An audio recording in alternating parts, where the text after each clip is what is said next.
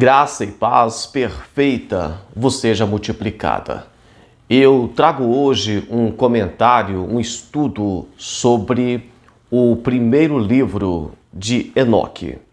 Antes de entrarmos no estudo do livro de Enoque, eu queria fazer algumas observações. Nos últimos dias, temos diversas pessoas que estão interessadas no livro de Enoque. Algumas dessas pessoas nos abordam e perguntam: você é crente? Você lê Bíblia? Pergunta se estudamos a Bíblia, e quando damos a resposta como positiva, elas dizem: e o livro de Enoque?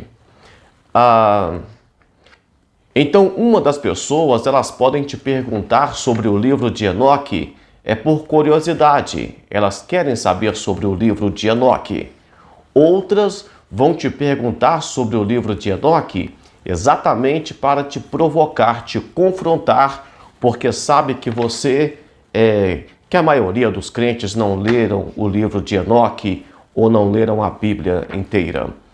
E tem ainda uma classe que é a classe da confusão. Eles querem dizer que a Bíblia não é completa, que a Bíblia não é confiável e que livro, por exemplo, como o de Enoque, deveria estar na Bíblia. Eles conhecem o livro de Enoque, você não. Você está em uma situação e a pessoa chega e pergunta: tô vendo que você tem uma Bíblia. Aí você fala: sim. Você estuda a Bíblia? Eu estudo. E eles te perguntam: já leu o livro de Enoque? Você pode perguntar para ela simplesmente: está no Antigo ou está no Novo? Porque eu não encontrei aqui ainda. Então essa pessoa vai se sentir esbarrada. E é assim mesmo, você percebeu que a pessoa vinha para te provocar, responde à altura. Eu não tenho obrigação de conhecer o livro de Enoque, porque não faz parte da nossa Bíblia, nem da Bíblia católica, não faz parte da Bíblia cristã. Por outro lado, se a pessoa quiser apenas saber sobre o livro de Enoque, se você tiver conhecimento, você pode responder. A partir de hoje, desse momento, eu estarei trazendo detalhes sobre o livro de Enoque. Primeiramente, acredita-se ter sido um livro que foi escrito no período interbíblico, um período em que Deus ficou em silêncio. Eu tenho aqui, por exemplo, um exemplar e vai dizer que foi escrito entre o final do quarto século, no caso antes de Cristo, até o final do primeiro século depois de Cristo. Não se sabe exatamente o período. Uma observação aqui, então, é importante. Se o livro foi escrito em um período em que não havia inspiração divina sobre a terra, sobre os homens, sobre os profetas, então o livro de fato não é um livro inspirado. O outro detalhe é que, se esse livro foi escrito 100 anos depois, é muito provável que o seu escritor conhecia já os escritos bíblicos. O último livro da Bíblia, o Apocalipse, foi escrito mais ou menos 95 depois de Cristo. O livro de Enoque é citado, ou algumas partes do livro é citado na Bíblia.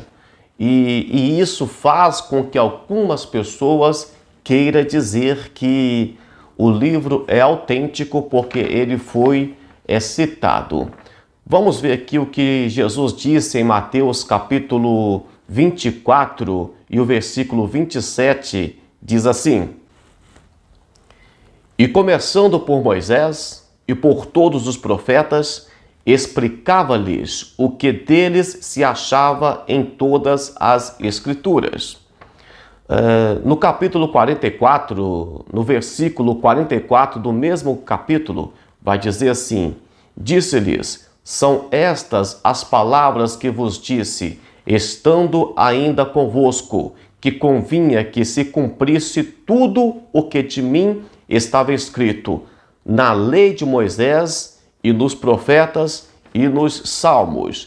Então, Jesus, por exemplo, não citou aqui o livro de Enoque, e mesmo que alguns escritores, por exemplo, Judas, tenha citado Enoque, hoje, por exemplo, eu posso fazer referência a alguma coisa de medicina, a algum filósofo, eu posso, por exemplo, falar de alguma verdade espiritual e citar algum termo da psicanálise, mas não quer dizer que o termo da psicanálise, da psicologia, é um termo inspirado. Eu só estou fazendo uma referência, tá?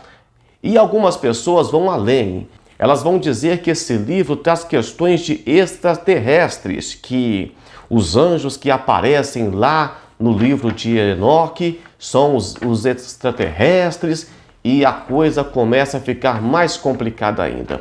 Mas esse vídeo não tem a intenção nem de trazer ênfase, de autenticar, vamos dizer assim, o livro de Enoque, muito menos de criticar o livro. Eu particularmente não tenho como um livro inspirado por Deus, mas de fato vocês perceberão no decorrer do vídeo que é um livro muito interessante. O livro de Enoque poderia ser chamado de Os Livros de Enoque, porque são vários livros e com vários capítulos. Esse livro também ele é dividido em várias partes. Por exemplo, a primeira parte fala sobre a queda dos anjos, a rebelião que aconteceu antes do dilúvio, fala de algumas viagens celestiais de Enoque e de alguns segredos divinos que foram revelados a ele. Essa é a parte 1 e a parte que eu estou trazendo para vocês hoje em comparação com a Bíblia Sagrada, com a Bíblia. A Bíblia está aqui e eu estou usando paralelamente uma com a outra, um livro com a Bíblia. E o que acontece aqui?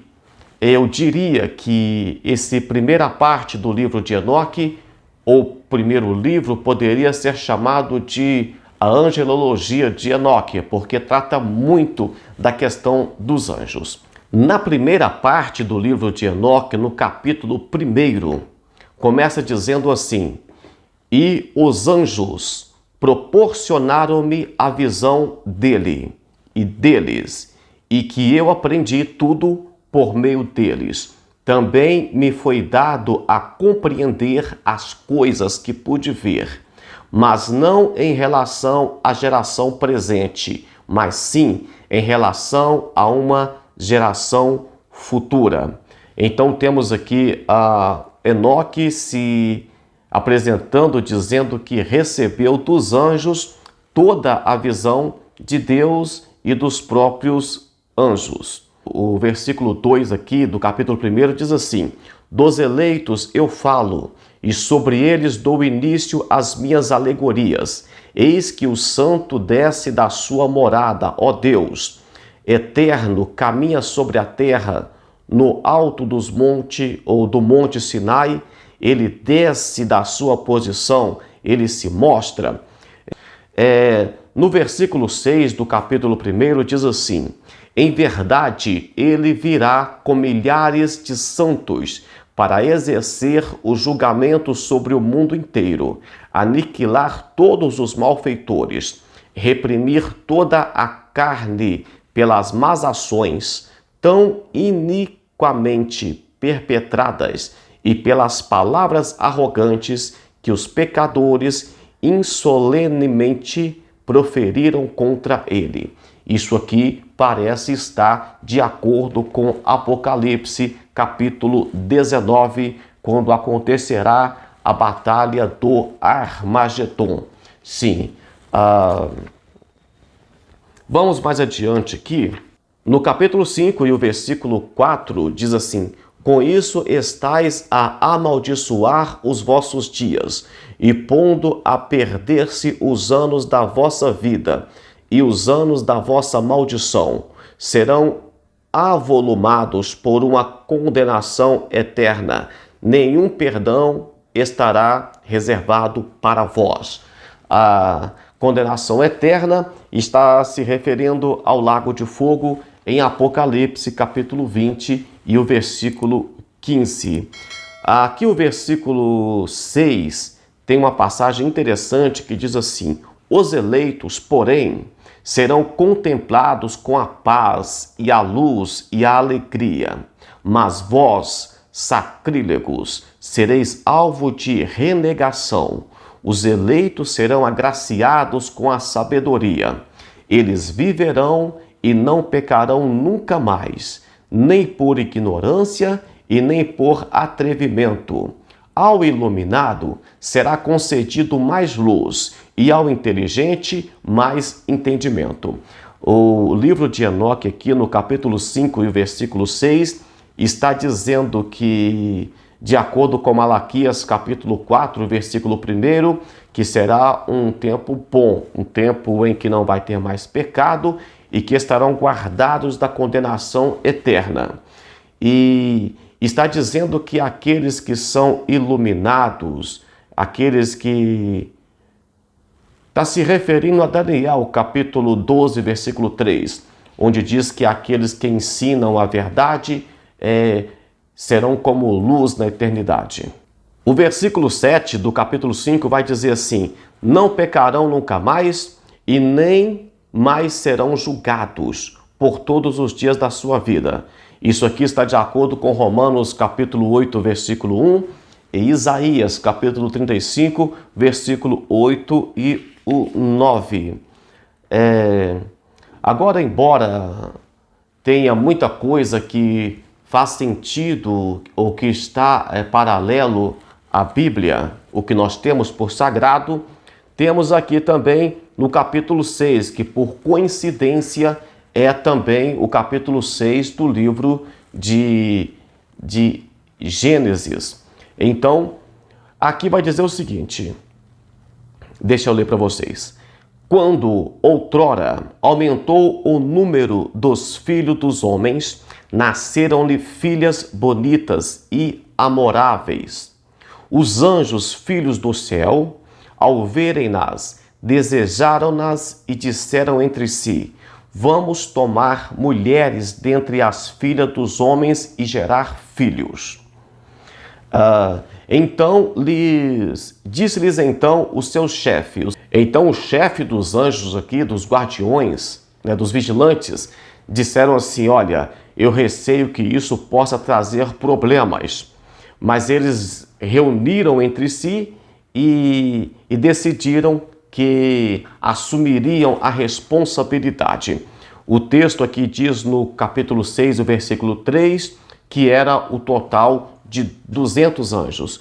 Aqui começa uma confusão porque Jesus deixou bem claro em Mateus capítulo 22 e versículo 30 que anjos não casam, não dão em casamento, que no céu seremos como anjos e não terá casamento. Entendemos, portanto, que anjo trata-se de seres assexuados, não tem sexo, não tem atração física.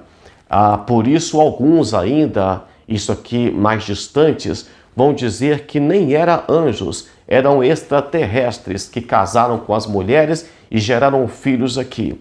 Mas, de qualquer forma, como cristão protestante, não acreditamos que seja nem os anjos de Deus e muito menos extraterrestres. Aqui no capítulo 6 e o versículo 4 traz o nome de 20 principais chefes que comandava grupo de 10 em 10, totalizando 200.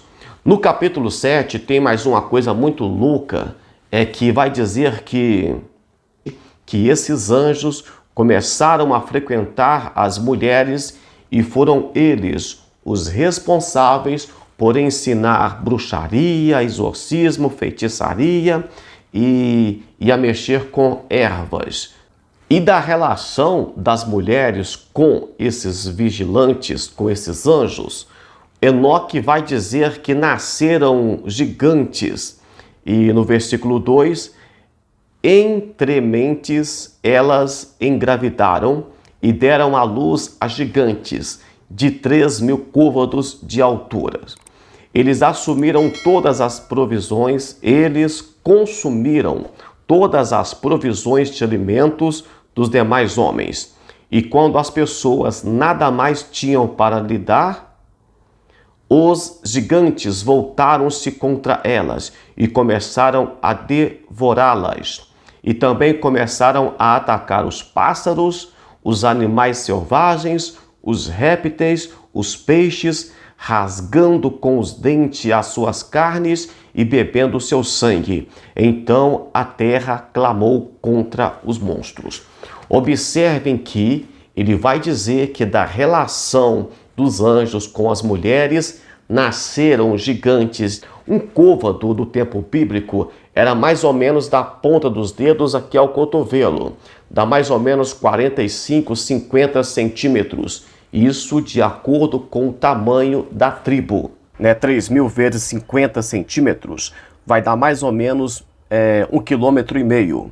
1.500 metros seria a altura dos gigantes.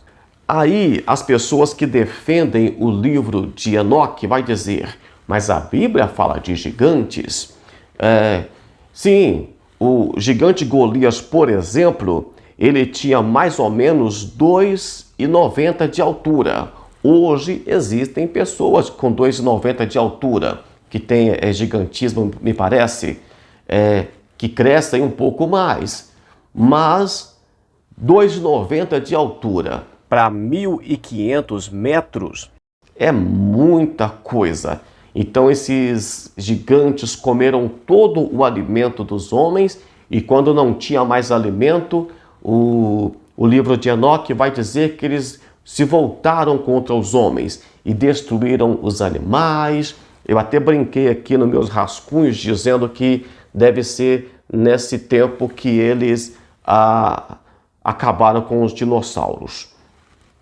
No capítulo 8 do livro de Enoque, vai dizer que Azazel ensinou os homens a confeccionar facas, escudos. Os anjos também, esses vigilantes, teriam ensinado os homens a fabricar cosméticos, joias e magia. Então, tudo que existe hoje sobre armas, sobre cosméticos, sobre joias e toda a magia teria sido ensinado pelos anjos. Mais tarde eu vou trazer para vocês aqui alguns nomes de anjos responsáveis por determinada situação. Por exemplo, o anjo responsável pelo inferno, pelo abismo, o anjo responsável pelo paraíso e outro pelos homens. Embora existissem aqui 20 anjos que pecaram com as mulheres, que se profanaram com o sangue humano, existia também aqui, foi citado no capítulo 9 de Enoque, 4 anjos bons.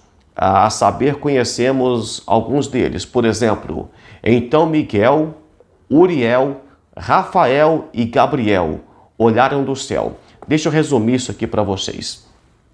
Esses 4 anjos que eu citei, Miguel, Uriel, Rafael e Gabriel, eles viram a situação acontecendo e foram até Deus, até o Pai, o Deus Pai, dizer para ele o que esses anjos, o que os 20 chefes com os seus subordinados, totalizando 200 subordinados, estavam aprontando na terra e o que eles tinham criado. No capítulo 9, versículo 2, diz assim: então eles falaram ao Senhor dos mundos, no caso a Deus, tu és o Senhor dos senhores, o Deus dos deuses, tudo aqui com D maiúsculo, e Senhor com S maiúsculo também, Rei dos reis. Está parecendo citar aqui Apocalipse 19, 16, o Rei dos reis e Senhor dos senhores. Então, eles, vamos dizer aqui que, grosseiramente falando, deduraram, xinovaram, delataram os demais anjos. E pediram punição para eles. Depois que os anjos delataram os os anjos maus, os vigilantes que pecaram, responsável pelo nascimento dos gigantes. No capítulo 10, diz assim: Então o Altíssimo, o Santo, o Grande, tomou a palavra e enviou Uriel ao filho de Lameque, com as ordens seguintes: Dize-lhe em meu nome, esconde-te, e anuncia-lhe o fim próximo, pois o mundo inteiro será destruído por um dilúvio, e cobrirá toda a terra, e aniquilará tudo o que sobre ela existe. Inclusive, as pessoas que defendem que o próprio Enoque teria escrito esse livro de Enoque, se ele foi escrito antes do dilúvio, então ele teria sido destruído. E sabemos também que antes do dilúvio não existia ainda a escrita. Ainda no capítulo 10, o versículo 3, Rafael orientou Deus a trancar os anjos maus. E no capítulo 10, versículo 4, diz assim: No dia do grande juízo, ele deverá ser arremessado ao tremendal de fogo. Purifica a terra corrompida pelos anjos e anuncias-lhe a salvação, para que termine os seus sofrimentos e não se percam todos os filhos dos homens, em virtude das coisas secretas que os guardiões revelaram e ensinaram aos seus filhos. Aqui, quando fala sobre guardar para o grande dia, parece se referir, ou que então o livro de Judas tenha se referido sobre aos anjos que estão guardados em cadeias eternas. No versículo 5 do capítulo 10, e a Gabriel disse o Senhor: Levanta a guerra entre os bastardos, os monstros, os filhos das prostituídas, e extirpa-o dos meio dos homens. Deixa eu resumir isso aqui para vocês. A punição foi que todos os gigantes seriam mortos, os vigilantes seriam presos, mas eles deveriam ver a morte dos seus filhos queridos. E o que acontece com as mulheres que deram luz aos filhos gigantes, daqui a pouquinho eu vou dizer para vocês o que aconteceu com elas.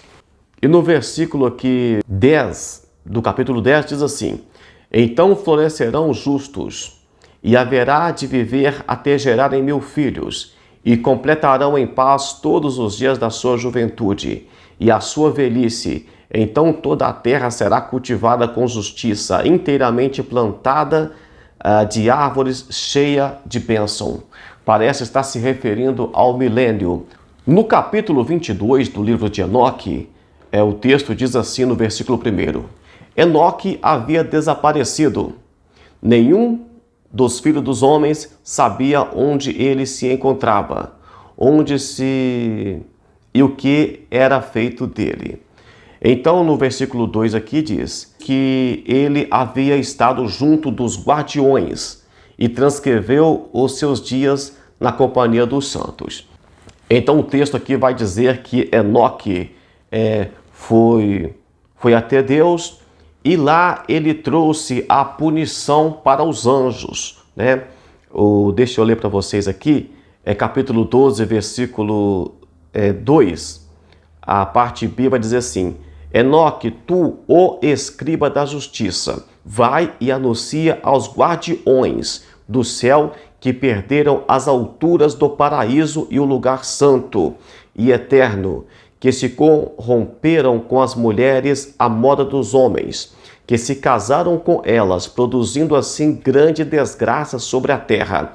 Anuncia-lhes: não encontrareis nem paz, nem perdão, da mesma forma como se alegraram com seus filhos, presenciarão também o massacre dos seus queridos, e suspirarão com a sua desgraça. Eles suplicarão sem cessar, mas não obterão nem clemência e nem paz.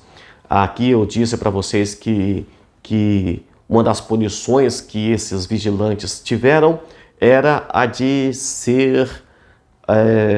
ver a morte dos filhos. Deixa eu resumir o capítulo 13 para vocês.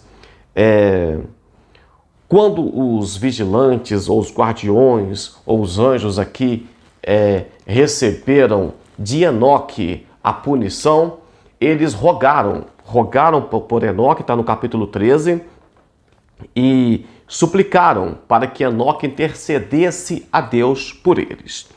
E o próprio Deus, no caso, falou para Enoque: olha, é o contrário, eles é que deveriam interceder por vocês, porque os guardiões aqui, os vigilantes, eles foram colocados para proteger os homens, para ajudar os homens, para interceder por eles. No entanto, acabaram se tornando como homens.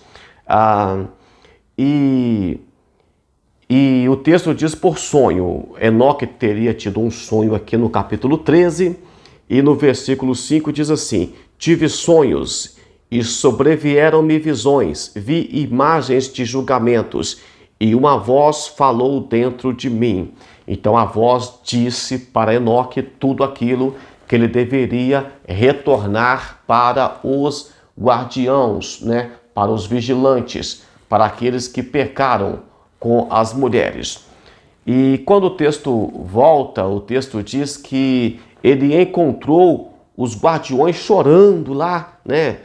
Deixa eu ler para vocês aqui. Quando acordei, encaminhei-me até eles, encontrei-os todos sentados e chorando no Jail de Abel, entre o Líbano. Então ele vai dizer que os guardiões estavam chorando porque tinham pecado e por causa da condenação. Eles não foram perdoados e aqui Enoque se coloca como um porta-voz, né, entre Deus e os anjos maus. Isso é muito interessante se você começar a observar a questão de mundo espiritual. Um profeta agora, ele fica entre Deus e entre os anjos. Isso é uma questão que deve ser pensada quando se interpreta o livro de Enoque e quando quer que ele seja um livro inspirado. Então, os anjos não poderiam mais subir ao céu, seria preso na terra, né, no abismo, e teria a morte dos filhos, os filhos gigantes. No capítulo 14 e o versículo 6 diz assim: na visão foi-me dado presenciar o quadro seguinte: nuvens levaram-me ao interior da imagem, e uma névoa arrebatou-me ao alto. O curso das estrelas e dos raios conduzia-me e me impelia, e ventos deram-me asas, transportando-me ao alto daquele panorama. Eles conduziram-me ao céu. Então aqui mostra o arrebatamento de Enoque, tá? Enoque sendo arrebatado aqui e ao céu.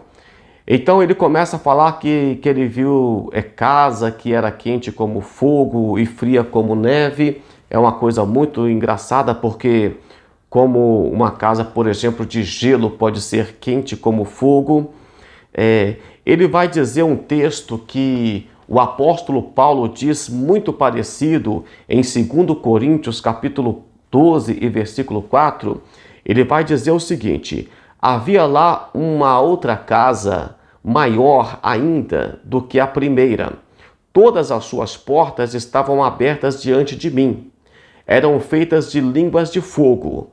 Em todos os seus aspectos ela revelava brilho, fausto e grandeza, de tal sorte que eu não saberia como descrever-vos uma magnificência e tamanho. Então ele está dizendo que ele viu coisas que ele não consegue nem explicar. Igualmente o apóstolo Paulo disse ter visto em 2 Coríntios capítulo 12 e o versículo 4. Ele diz assim no versículo 11, a parte B: olhei e vi dentro dela um trono muito alto. Sua aparência era como que circular, e as rodas que possuíam pareciam-se como o sol brilhante. Era a visão dos querubins. Parece muito com a visão de Ezequiel, capítulo 1, a visão dos querubins, das rodas. E E vai dizer aqui, ainda nós estamos no capítulo 14, no versículo 12, que os anjos não podiam olhar para Deus. Parece também com o texto de Isaías, capítulo 6, se não me engano, versículo 6, onde os serafins tinham 6 asas, 2 para voar, 2 para cobrir os pés e 2 para cobrir o rosto. Então, no capítulo 14, ele foi colocado aqui, ó. Então o Senhor, por sua própria boca, dirigiu-se a mim e disse: aproxima-te, Enoque, escuta as minhas palavras.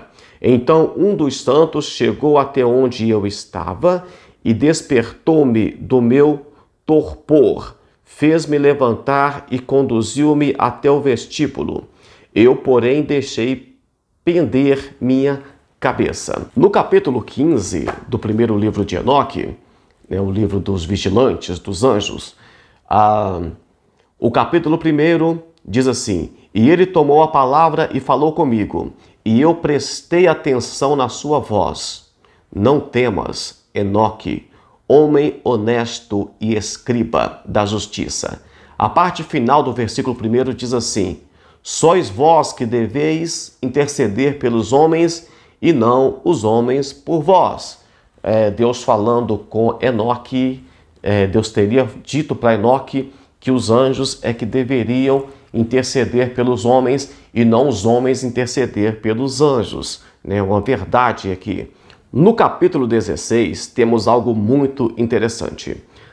O texto diz assim, no versículo 1: a partir dos dias da matança, do extermínio e da morte dos gigantes, quando os espíritos abandonarem seu corpo carnal, sem sofrer julgamento e condenação, eles continuarão a agir daquela maneira perversa até o dia do grande juízo final, quando então o mundo acabará completamente. Para os guardiões e para todos os ímpios, dize agora aos guardiões, que outrora moravam no céu e que te enviaram como seu intercessor.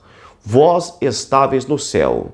Nem todos os segredos foram revelados, contudo, conheceis uns segredos que não convinha passar. Então, aqui mostra que os espíritos dos gigantes, eles continuarão na terra sem julgamento. Seria, no caso, os demônios que existem hoje, por exemplo. E a outra parte diz que Enoque, Deus mandando Enoque dizer para os vigilantes caídos: olha, vocês viviam no céu, mas não têm todo o entendimento. Mas passaram entendimento que não deveria passar. É o motivo da punição. No capítulo 18, ele vai falar sobre ventos que suportam a terra e o firmamento, e firmamento que sustentam a terra nas alturas. Ainda no capítulo 18, ele vai falar de estrelas. Aqui diz assim: e lá vi 7 estrelas como montanhas grandes e ardentes. Quando perguntei sobre elas, disse o anjo: este é o lugar em que o céu e a terra acabam. Esta é a prisão das estrelas e das legiões dos corpos celestes. E as estrelas que circulam sobre o fogo são aquelas que, no início do seu curso, transgrediram a ordem de Deus e não aparecendo no seu devido tempo. Assim, ele encolerizou-se com elas e prendeu-a por 10.000 anos, até o tempo em que estiver expiado o seu pecado. Então, Enoque vai dizer ainda que existia uma prisão para as estrelas que não se apresentaram a Deus. Essas estrelas teriam sido presas, de acordo com o livro de Enoque, 10.000 anos. O capítulo 19 é um dos mais importantes. Diz assim: então disse-me Uriel, daqui a pouquinho eu vou explanar para vocês, mas é o anjo responsável pelo Tártaro, pelo abismo. Aqui é o lugar onde ficarão os anjos que se misturaram com as mulheres, como também os seus espíritos, que assumem formas variadas e que corrompem os homens. Também seduzem a estes, fazendo prestar cultos aos demônios como se fossem deuses. Aqui eles ficarão até o grande dia do juízo, quando serão sentenciados e aniquilados completamente. Agora a parte mais interessante, lembra quando eu te falei que eu diria o que aconteceu com as mulheres que deram luz aos gigantes? Aqui vai dizer o seguinte: as mulheres, está no capítulo 19 e no finalzinho do versículo 1. As mulheres seduzidas pelos anjos serão transformadas em sereias. É uma coisa muito louca, né?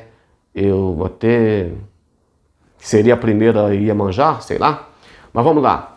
No capítulo 19, versículo 2, olha só o que diz.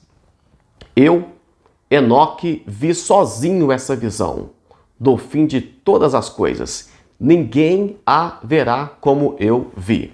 Então ele encerra o capítulo 19 dizendo: eu vi tudo. Ninguém verá como eu. Eu sou eu, a verdade é minha, ninguém mais pode compartilhar, não pode comparar com outro livro, é tudo meu. Então não tem nem como questionar o livro de Enoque, porque ele não deixa nem comparar com os demais escrituras. É só ele que viu essas coisas. O capítulo 20 traz aqui a descrição de pelo menos 8 anjos e o seu papel. O primeiro aqui é Uriel. Uriel é um dos santos anjos, preside ao mundo e ao Tártaro. Rafael é um dos anjos que dirige os espíritos dos homens. Raguel é um dos santos anjos que exerce vingança do mundo das luzes. Então, lembra das estrelas que estavam presas lá porque não se apresentaram a Deus? Então, é Raguel. Miguel, aqui está de acordo com Daniel, capítulo 12, versículo 1, é o anjo que protege o povo de Israel. E também o anjo que foi estabelecido sobre a parte melhor dos homens, sobre o povo de Israel, sobre o caos. Então é o anjo Miguel, um anjo de guerra. Tem ainda Saracael e tem ainda aqui Gabriel. Gabriel seria um dos santos anjos presidente ao paraíso, o que preside o paraíso, às serpentes e aos querubins. Sobre Gabriel, a Bíblia traz em Daniel, capítulo 8, versículo 16, quando traz respostas para Daniel, no capítulo 9 e 21 de Daniel também, e em Lucas, capítulo 1, versículo 19, versículo 19 e 20, quando traz aí a resposta aí, quando Zacarias estava orando, então ele trouxe resposta sobre o nascimento do Messias. Mas aqui ele preside ao paraíso e à serpente e aos querubins. E tem o último aqui, é o Ramiel, um dos santos anjos. Foi por Deus incumbido de presidir aos ressuscitados. De todos os anjos citados aqui, o mais importante e o que se encontra na nossa Bíblia cristã protestante é Miguel e Gabriel. No caso aqui, Miguel bate com o argumento bíblico e o Gabriel aqui, ele está como um anjo que preside o paraíso e as serpentes, mas vemos ele trazendo recados importantes da parte de Deus, né? E Rafael, no caso, vem de Jeová Rafá, nós temos como Rafá, me parece que é o Deus da cura, o Deus que cura. Mas aqui tem um anjo por nome de Rafael, citado por Enoque, responsável pelos homens. Agora o livro de Enoque é tão interessante que Enoque começa a ter agora algumas viagens e ele é instruído. Cada um desses anjos que eu citei aqui do capítulo 20, Uriel, Rafael, Raguel, Miguel, Saracael, Gabriel e Remiel, começa a dar instruções para Enoque.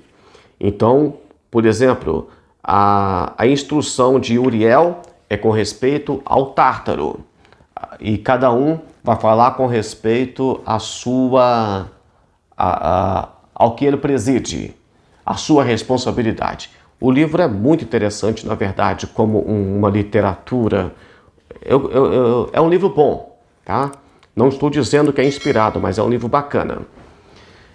Por exemplo, aqui, capítulo 22, versículo 2, diz assim: E respondeu-me Rafael, um dos santos anjos, que estava comigo. Estas cavernas foram criadas para abrigar as almas daqueles que morreram e foram criadas para reunir todas as almas. Lembra que eu falei que esse Rafael aqui era o anjo que exerce, o anjo que dirige os espíritos dos homens. E foi mostrado 4 cavernas para Enoque, está aqui no capítulo 22. E de uma das cavernas ele diz que subia um gemido. E ele perguntou por que aquele gemido, né? No capítulo 22, versículo 3. Então eu ouvi os gemidos do espírito de um dos filhos dos homens, que havia morrido, cujo lamento chegava até os céus, e perguntei então ao anjo Rafael, que estava junto de mim. Então, quando você tem que perguntar algo sobre o abismo, é o anjo responsável pelo abismo, Uriel. Quando tem que perguntar alguma coisa sobre o mundo dos mortos, pergunta para Rafael. É assim que funciona. E ele me disse: Este é o espírito que saiu de Abel. Ele foi golpeado e morto por seu irmão Caim. E assim emite queixas contra ele, até que os descendentes deste sejam eliminados da terra e a sua raça desapareça para sempre. Então, que fala do lamento, né, do clamor de Abel. De fato, a Bíblia fala que o sangue de Abel clama por justiça. Agora, o interessante que eu achei também aqui foram as 4 cavernas. Ele vai dizer que a primeira sessão foi reservada para os espíritos dos justos, dos salvos, de onde jorra uma fonte de águas límpidas. A segunda parte da caverna é reservada para os que foram condenados para sempre. Seria para os vigilantes, né? Para os guardiões, para os anjos que pecaram. E a terceira caverna é para o julgamento dos queixosos. Existe igualmente outra seção que se destina às almas dos queixosos, dos que reivindicam justiça por sua ruína. Aquelas pessoas que fazem coisa errada diz assim: eu pequei porque eu não tive outra solução, esse tipo de coisa. Eu não tive oportunidade na vida. Então, tem uma caverna só para essas pessoas. E a quarta parte da caverna diz assim: E uma outra seção foi feita para aqueles homens que não foram justos, mas sim pecadores, totalmente ímpios e cúmplices dos perversos. Suas almas não serão castigadas no dia do juízo, mas também não serão ressuscitadas. Então eu louvei a Deus da glória, dizendo: Glorificado seja tu, Senhor, justo juiz.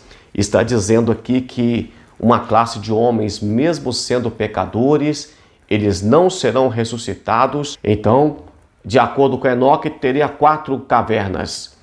Uma parte para os justos, outra parte para os que já estão condenados, uma outra parte para aqueles que vão reclamar, que vão recorrer da sentença, né, de ter ido para o inferno, para o abismo, vamos dizer assim.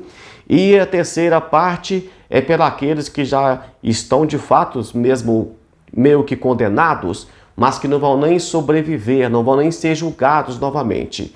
Então, de acordo com Enoque, o julgamento do último dia seria para aqueles queixosos, para aqueles que têm alguma coisa para reclamar a Deus. No capítulo 23, ele vai dizer o seguinte: E eu perguntei, que coisa é essa incansável? E respondeu-me Raguel. Raguel é o anjo responsável pelo mundo das luzes, pelo sol, pela lua, pelas estrelas.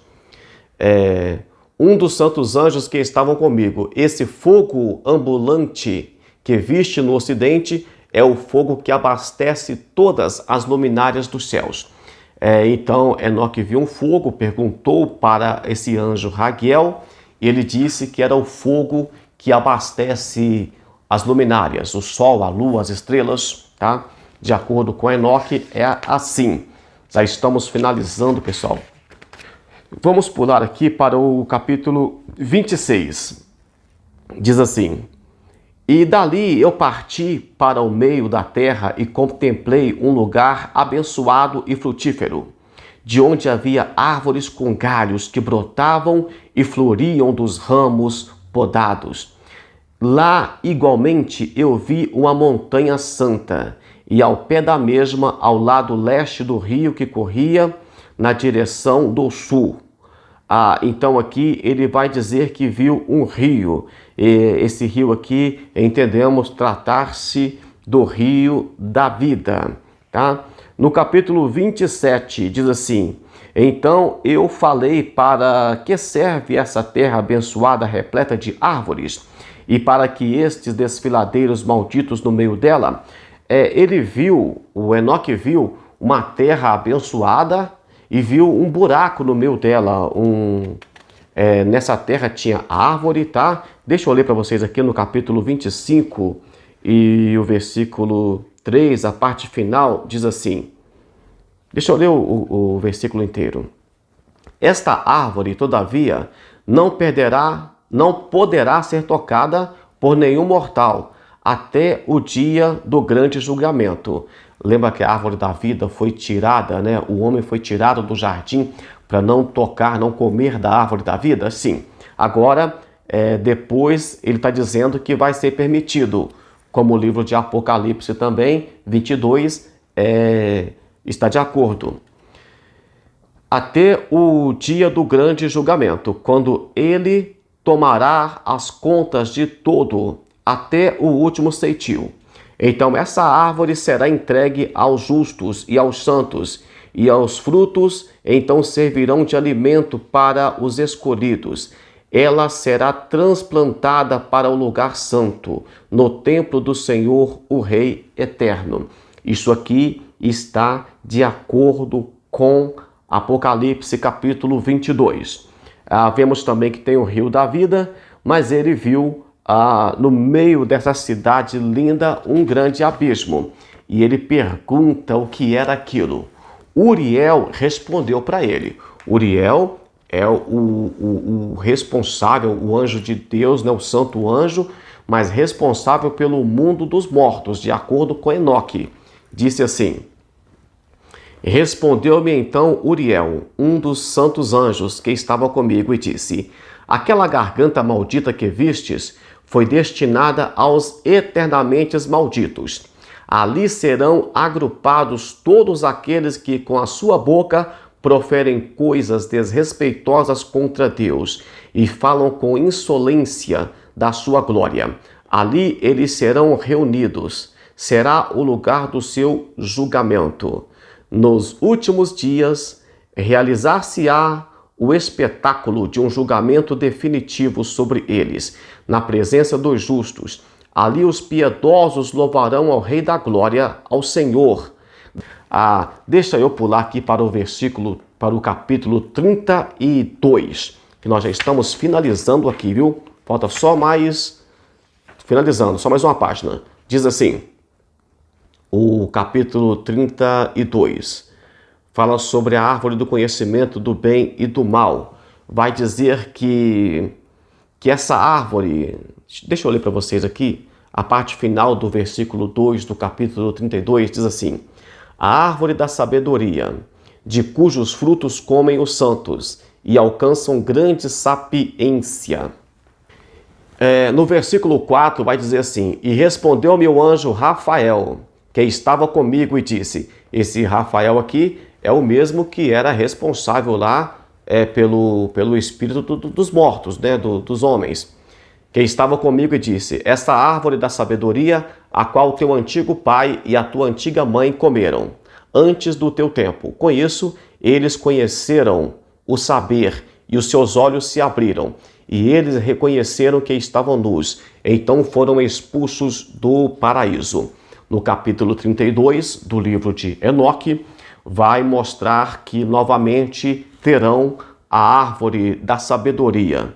Terá a árvore da vida, terá o rio da vida, terá aqui a árvore do conhecimento do bem e do mal, que chamou de árvore da sabedoria, a mesma que Adão e que Eva teria comido e por esse motivo teria sido expulso do jardim.